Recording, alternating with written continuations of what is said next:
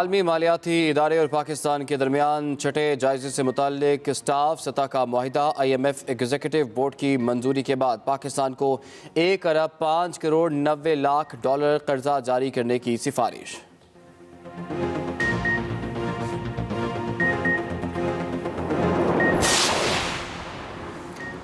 अवाम को बिजली का जोरदार झटका देने की तैयारी। सेंट्रल पावर परचेसिंग एजेंसी ने बिजली की कीमत में 4 रुपये 75 पैसे इजाफे की दरख्वास्त दे दी। नेपरा 30 नवंबर को समाअत करेगा। हुकूमत मुखालिफ तहरीक PDM की स्टीयरिंग कमेटी का इजलास आज होगा। लॉन्ग मार्च की तारीख की तजावीज़ और आइंदा की हिकमत अमली पर मुशावरत और तजावीज़ मुरतब करेगी। मौलाना फजलुर रहमान की क़यादत में PDM का सरबराही इजलास कल होगा।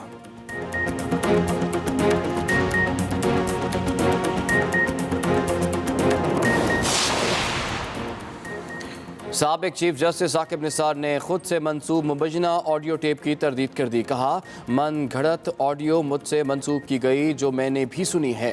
आवाज़ मेरी नहीं, इस तरह की चीज़ें बनाकर लाई जा रही हैं।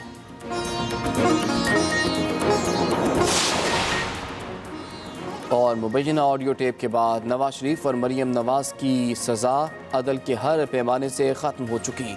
वो सुरखरू हुए। अल्लाह अल हक है, हक और सच को सामने ला कर रहता है। तर्जुमान नून लीग मरियम औरंगजेब का रद्द-ए-अमल।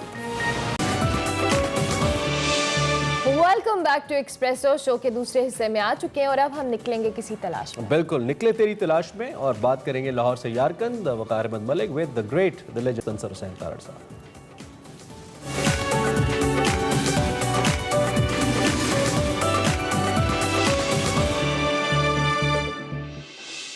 अस्सलाम वालेकुम, मैं हूं वकार अहमद मलिक और आप देख रहे हैं निकले तेरी तलाश में। निकले तेरी तलाश में तारड़ साहब के साथ जो हमारी गुफ्तगू का सिलसिला है वो लाहौर से यारकंद जो उनका सफ़रनामा है उसके हवाले से जारी है। क्या ही खूबसूरत सफ़रनामा है और इसकी जो गुज़श्ता एक साथ थी उसमें मुख्तलिफ मौज़ूआत पर बात हुई। सिंकियांग मेडिकल यूनिवर्सिटी जिस तरह तारड़ साहब गए और सिंकियांग यूनिवर्सिटी गए उसके हवाले से बात हुई थी। कन्फ्यूशियस के हवाले से बहुत ही तफसील से तारड़ साहब ने जिक्र किया। फिर उइगुर की जो खुराकें हैं और सेंट्रलेशंस जो खुराकें हैं उनके हवाले से काफ़ी तवील जिक्र हुआ। तरबूज़ों के हवाले से और अंगूरों के हवाले से हुआ और तारड़ों की एक बारात जो है वो कैसे घर के दरिया हो गई सिर्फ एक तरबूज़ के पीछे। वो एक दिलचस्प हिकायत थी जो तारड़ साहब ने बयान की। उसी हवाले से जो लाहौर से यारकंद जो किताब है इसी हवाले से गुफ्तगू का तारड़ साहब से सिलसिला जारी रखते हैं। और तारड़ साहब, आपने एक कुरान के कदीमी नुस्खे के हवाले से बड़ी खूबसूरत और बड़ी उसमें एक बड़ी तफसील से आपने लिखा है। बड़े खूबसूरत बाब है और वो एक कदीम कोई कलमी नुस्खा है जो आपने देखा कुरान का और जो वहाँ के अब्दुल खालिक साहब थे कोई उन्होंने आपको दिखाया था।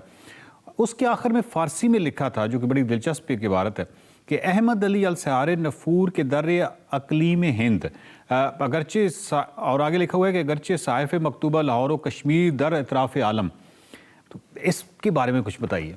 अच्छा, वो उसमें थोड़ा सा ये भी इंटरनेशनल बाज़ार के साथ जो एक इमारत थी जहाँ पे हैंडीक्राफ्ट, और वहाँ पे मुझे खुशी भी इस बात पे हुई कि हैंडीक्राफ्ट में से भी बेशतर पाकिस्तानी हैंडीक्राफ्ट, ज़बरदस्त, ख़ास तौर पे लकड़ी की। और हमारे यहाँ जो मार्बल पाया जाता है स्वात में जी, उसकी मुख्तलिफ प्रोडक्ट्स। तो एक जगह वो एंटीक्स की दुकान थी तो मैंने देखा कि कोई नुस्खा है कुरान पाक का दूर से, तो मैंने कहा इसको ज़रा दिखाइए। तो वो काफ़ी कदीम था और काफ़ी कीमत का था। वैसे एंटीक्स आप चाइना से बाहर नहीं ले जा सकते। ठीक है। तो उसमें मैं थोड़ा सा एक बैकग्राउंड के मेरी बेगम के जो वालिद थे जी, बोला वो मौलाना अहमद अली जो हैं शेरा मालिक जी, उनके वो थे, आप कह लें कि असिस्टेंट कह लें या उनके बहुत करीबी लोगों में से थे। ठीक है। और बैत की हुई थी उनकी। और मेरी बेगम ने भी कुरान पाक जो है उनकी बेगम से सीखा है और बेजी उनको कहते थे। और जो वो हैरतनाक बात है कि इतने बड़े बुजुर्ग, और वहाँ पूरी दुनिया से, सेंट्रल एशिया से मुरीद आते थे, अपना पढ़ने वाले आते थे और उनके मदरसे में वो पढ़ते थे। वो इतने बड़े आलम भी थे कि वो हमेशा ये कहती है कि मुझे समझ नहीं आती कि ये जो शान और शौकत है आजकल जी, उलमाए कराम की और जिस तरह ये घूमते हैं ये वो, तो मौलाना अहमद अली जो थे जय्यद आलमों में उनका शुमार होता है, तो उनका घर में कुछ भी नहीं होता था, बस कुछ सब्ज़ी वगैरह या दाल वो पका लेते थे बेजी, और पढ़े लिखे ख़ानदान की तरफ से था उनका। उनके एक भाई डॉक्टर भी थे, सारा कुछ है, लेकिन ज़मीन पे चौकी रख के खुद ही खाना पकाना, और मौलाना ने आना है वहाँ पे घर में, और जो भी पका हुआ है दूसरा वो तोहफ़ा कबूल नहीं करते थे किसी के घर का। अच्छा। कि ये नहीं है कि भाई कहीं से आ गया तो वो जो सिंपल लाइफ थी ना उनकी, तो मेरी बेगम यही कहती कि वो सादा ज़िंदगी कहाँ गई। सही। तो ये एक लंबा सब्जेक्ट है। तो मेरी बेगम ने उनसे मौलाना अहमद अली शेरावाला में उनकी था मदरसा पुराना था, उसको दोबारा मस्जिद बन गई। ठीक है। उनसे कुरान पाक पढ़ा। अब उसको याद तो नहीं है, लेकिन अगर कोई भी आयत अगर पढ़ी जाए तो उसके आगे वो टोट आगे ना दरासी आगे। तो वो कुरान जो था उसमें दो चीज़ें थी। एक तो जब उसने खोला जी, तो उसने दुपट्टा दुरुस्त करके तो पढ़ना शुरू कर दिया। जब पढ़ना शुरू किया तो वो दुकानदार जो था इगोर था। अच्छा। वो आया और वकार इस तरह मुअद्दब होके खड़ा हो गया कि जैसे मतलब कुछ तिलावत हो रही हो, बहुत बड़ा आलम फाजिल कर रहा है। तो उसने थोड़ा सा पढ़ा और उसके बाद देखा तो उसने पूछा कि आप हाफिज़ हैं? तो इसने कहा नहीं, मुझे सिर्फ अरबी पढ़नी आती, तो मैं हाफिज़ा नहीं हूँ। तो एक तो बहुत बड़ा एडवांटेज हमें ये हुआ कि हम जहाँ भी जाते थे तो वो मुना जो है हर घर में कुरान पाक होता था, वो अगर खुला हुआ है तो वो उनको पढ़ के सुनाती थी और बड़े एहतराम से सुन, क्योंकि वहाँ पे अरबी उस तरह नहीं पढ़ी जाती। ठीक है। वो जो आपने कहा है उस कुरान पाक में जो मैंने उर्मची में देखा, उसकी बैक पे ये इबारत लिखी हुई। ठीक है। और मेरा ये ख्याल है, बल्कि मेरा आलमोस्ट यकीन है कि वो मौलाना अहमद अली के बारे में जो लिखा हुआ था वो कुरान पाक ज़्यादा पुराना था, लेकिन जो भी शख्स आखिरी था जिसके पास वो था उसने वो रेफरेंस मौलाना अहमद अली का दिया हुआ था, लाहौरी का। वो अहमद अली लाहौरी इसीलिए कहलाते थे क्योंकि बाकी सेंट्रल एशिया से, अफ़गानिस्तान से आते थे लोग उनके, तो उनको लाहौर के हवाले से पहचाना जाता था। तो अब ये एक और एंगल है जो यहाँ पे हमारी पाकिस्तानी सोसाइटी में लोगों को नहीं बताया गया कि हमारे उलमाए कराम ने किस तरह वो असरअंदाज हुए बाकी सारी दुनिया पे। यानी ये सारे तो ताशकंद और समरकंद और काशगर तो गढ़ थे जी, इल्म व फजल के, और वहाँ के लोग आके यहाँ पढ़ रहे हैं लाहौर में। तो इसके ऊपर मैंने कहीं भी कोई डिटेल मतलब के मकाला वगैरह नहीं पढ़ा।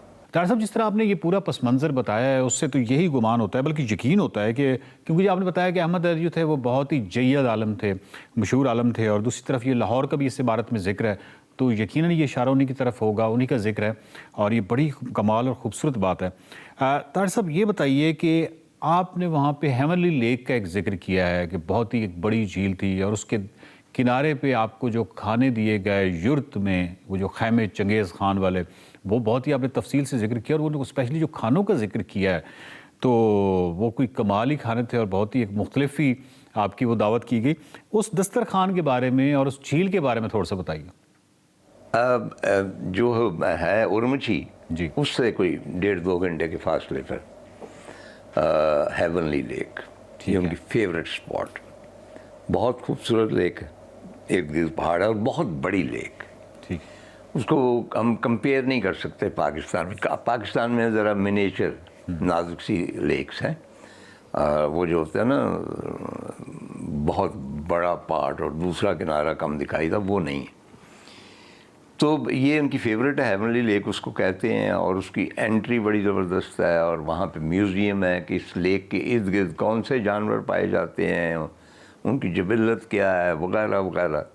क्योंकि चाइनीज़ आप जहाँ भी जाएँ ना जी, पहले आपको एजुकेट करते हैं कि अगर आप लाहौर के शाही किले में जा रहे हैं, आपको पता होना चाहिए कि इसका मतलब इसको किस किस ने बनाया, यहाँ कौन कौन आया, कौन गया, बिल्कुल, इसका ईंट रोड़ा कहाँ से आया, इसका सामान किसने वगैरह वगैरह। जहाँ भी हिस्टोरिकल जगह जाएंगे आपको पहले वहाँ पे एजुकेट किया जाएगा, यानी या तो कोई बोर्ड होगा बहुत तफसीली या कोई शख्स होगा जो आपको इन्फॉर्मेशन देगा। चुनांचे हेवनली लेक के बारे में भी तो आपका, तो चूँकि हम ज़रा सरकारी मेहमान थे तो हमारे ऑनर में वहाँ पे युर्स, वो जो पुराने चंगेज़ खान वाले होते हैं, उसके अंदर दावत का एहतमाम था और वो तो ख्वाबनाक ही दावत थी। मैंने कहा कि कुबलाई खान याद आ गया, बल्कि उसका सबसे अहम जो चीज़ थी कि मेरे सामने ख़ास तौर पे उन्होंने एक तशरीह रखी, उनकी जो वेटर्स थे उन्होंने भी